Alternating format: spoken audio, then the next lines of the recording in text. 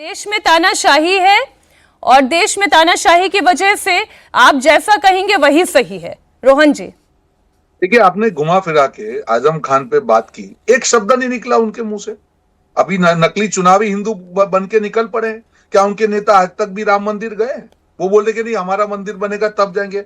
हमारा मंदिर तुम्हारा मंदिर क्या होता है? क्या राम हिंदू सनातन कोई राजनीति का विषय है? आप चंदे की बात करें, एक बार मंदिर जाके वहां प्रायश्चित तो कर लीजिए। और आपकी पार्टी की हकीकत तो नेताओं के मुंह से निकल ही जाती। आपकी विचारधारा क्या है? यही तो, इसीलिए तो उत्तर प्रदेश डर रहा है। अगर आप कहीं पे सत्ता पे आने का चांस नहीं है, फिर भी आपका आजम खान जो है गृह मंत्री का उम्मीदवार है, आपसे अपेक्षा क्या रखेगा? क्या उत्तर प्रदेश चाहेगा वो माफिया राज में चला जाए? क्या उत्तर प्रदेश चाहेगा बहन बेटी जो सुरक्षित हुई है वापस उसी गर्त में चली जाए? क्या उत्तर प्रदेश को आतिक अहमद जैसे लोगों को याद कर रहे हैं? नहीं। यही तो मौके होते हैं मीनाक्षी जी। आप चुनाव, आप पॉलिटिकल पार्टी के नाते हर मुद्दे पे आप राजनीति कर सकते हैं, हर मुद्दे पे कुछ भी बोल सकते हैं कि नहीं नहीं हम तो नए नए हिंदू बने, सनातनी बने।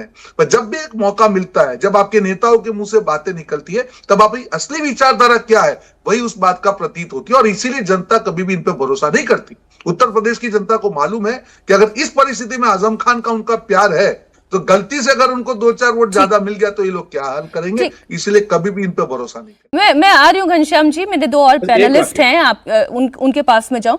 शेखर अय्यर जी, मैं इस वक्त जो विपक्ष का एक रवैया देख रही हूँ, फिर वो राहुल गांधी की भाषा हो, वो पप्पू यादव का भगवा पहन का चढ़ावा चोरी का वो पूरा एक्ट हो, वो थिएट्रिक्स हो, वो पवन खेड़ा का एक सॉफ्ट टॉय वाला बंदर लेकर आ जाना हो, ये इस वक्त विपक्ष कर क्या रहा है? ये कौन सी पॉलिटिक्स है जो विपक्ष करने की कोशिश कर रहा है?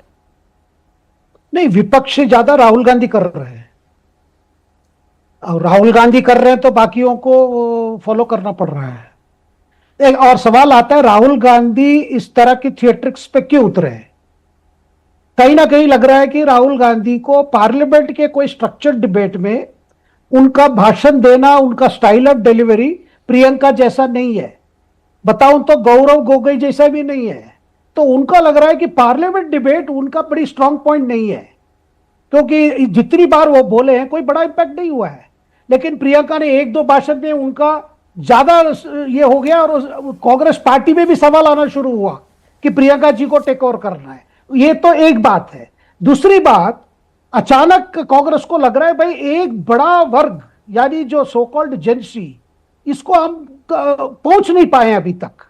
और ये इतना बड़ा चीज हो गया देश में, जंतर मंतर हो गया, रांची हो गया, कहीं ना कहीं कांग्रेस पार्टी भी इसको महसूस नहीं करनी पड़ी। जैसे कहा जा रहा है बीजेपी ने भी देख नहीं पाया, सरकार ने भी देख नहीं पाया, क्योंकि व्यवस्था में कई प्रॉब्लम्स हैं और व्यवस्था की प्रॉब्लम अलग है, उस पर डिबेट तो होनी ही चाहिए। क्यों आज हमारे युवा परेशान है, युवाओं के अंदर क्या फीलिंग्स है, अपनी एजुकेशन संस्थाओं को लेकर क्या फीलिंग्स है, और सर्विस सेक्टर को लेकर क्या है, अपनी क्या स्किल्स मिल रहा है, वो तो अलग बात है। लेकिन इस वक्त मुझे जो लग रहा है, राहुल गांधी को लग रहा है भाई पार्लियामेंट में जाके एक नेता विपक्ष, वो जो स्टेटस है वो ठीक है, लेकिन उस स्टेटस से उनको ज्यादा पार्लियामेंट में ज्यादा इंपैक्ट नहीं कर पा रहे जैसा प्रियंका कर पा रहे। नहीं तो आपको ये लग रहा है कि वो खुद विपक्ष जो है वो डीरेल हो रहा है और जो राहुल गांधी कर रहे हैं उसके पीछे चलने के लिए आरजेडी, समाजवादी पार्टी, ये तमाम नेता मजबूर हैं?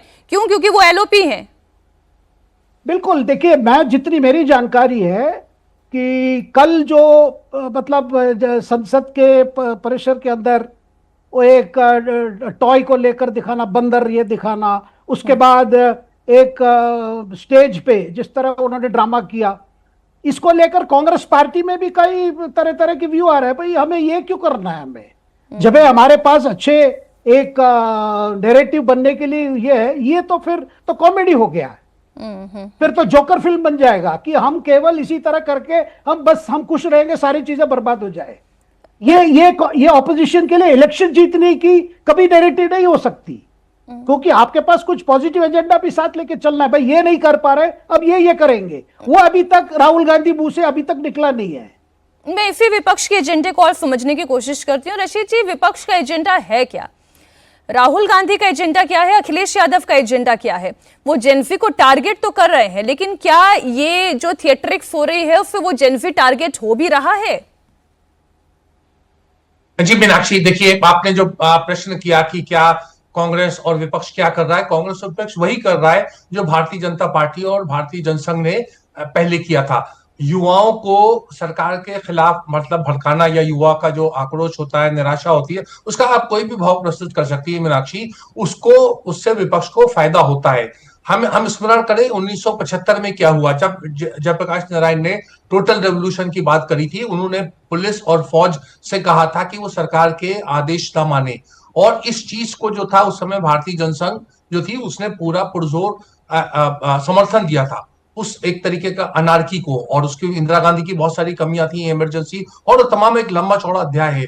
मेरा कहना यह है कि युवाओं को उस तरह का उसको राजनीतिक रूप से उसका लाभ पाने का काम पूरा जनता पार्टी ने, भारतीय जनसंघ ने, कम्युनिस्ट पार्टीज ने, भारतीय लोक दल ने, जो 4 दलों का समूह था, उन्होंने सब कुछ किया। यही तकरीबन बात आती 1989 में, जब राजीव गांधी के राजनीतिक मतलब प्रधानमंत्री, वैसे प्रधानमंत्री उनका जब ढलान पे आ गए थे, उस समय बोफोर्स और शाहबानो और बहुत सारे ऐसे मामले थे, पोस्टल बिल वगैरह, उस समय भी युवाओं में बेचैनी थी, युवा उग्र थे, और उसका विपक्ष ने, जिसमें भारतीय जनता पार्टी और कम्युनिस्ट दोनों ने मिलकर विश्वनाथ प्रताप सिंह की सरकार बनाई, उसमें बिल्कुल वो सामने थे। तीसरा दृश्य मैं आपको इंडिया अगेंस्ट करप्शन का 2011, 12, 13 के समय दिखाता हूं। उस समय भी वही हुआ कि जो युवा में निराशा थी, वो निर्भया कांड और बहुत सारी ऐसी चीजें थी, कॉमनवेल्थ गेम्स में तथाकथित घोटाले वगैरह, सबको लेके भाजपा ने बखूबी उसको भुनाया। इससे कोई ये कहना कि स्वतंत्रता संग्राम की बातें और वो आजादी के समय क्या हुआ, देश का पार्टीशन क्या हुआ, वो उससे कोई ना कोई लिंक है, वो बहुत ही दुर्भाग्यपूर्ण बात है। यहाँ तो एक राजनीतिक चेतना की बात है। अगर राजनीतिक चेतना में युवा सामने आते हैं, जो भाजपा ने उसका फायदा उठाया और राज्यों में अभी भी उठा रही है जहां कांग्रेस के शासन होता है, उस सत्ता पर लेकिन रशीद जी, आपने अभी परिवर्तन करने का तीन विषय तरीका वो दिए। हो रहा है। आपने इसमें कहा हमें कि जब आपत्ति किस जेपी बात का की है? आंदोलन हुआ उस वक्त इमरजेंसी एक बड़ा विषय था। उसके इमरजेंसी बाद तो के में जिस लगी। आंदोलन की आपने नहीं, बात नहीं, कही, नहीं, करप्शन नो, एक इशू हो गया मीनाक्षी, था। मीनाक्षी, जी, तथ्य साफ होने चाहिए। उन्होंने टोटल रेवोल्यूशन की कॉल दी थी या नहीं दी थी? उन्होंने पुलिस और फौज को सरकार का कामकाज मानने से इनकार करने को कहा था कि नहीं कहा था? ये तमाम तथ्यात्मक बातें हैं, इसमें कोई दो राय नहीं होनी चाहिए।